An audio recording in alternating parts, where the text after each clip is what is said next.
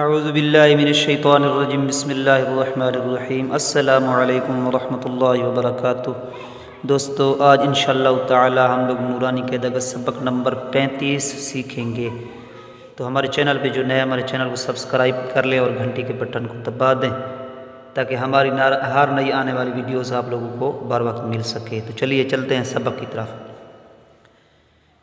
میم زیر نون من الف زبر ہا آہ من آہ لم زیر لام لل من آہ لل کاف زیر کی من آہ لل کی تا کھڑی زبر تا کی تا با زیر بی کتابی من آہ لل کتابی من اہل الکتاب عین زیر نون عین دال زبر دا عند زال زیر لام زل عند زل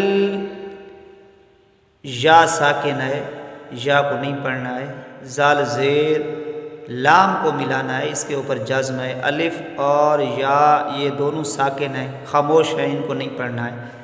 یہ کہیں کہیں پہ لکھے جاتے ہیں مگر پڑھے نہیں جاتے ہیں، تو ان کو نہیں پڑھنا ہے، اس کو پڑھنا ہے زال زیر لام زل عند زل عین زبر را عر شین زر شی عرشی عند زل عرشی عند ذل عرش یا زبر میم یم نون زبر نا یم نا عین پیش وعو یم نعو نون زبر لام نل یم نعو نل میم زبر الف ما عین پیش وعو ماعو نون زبر نا ماعونا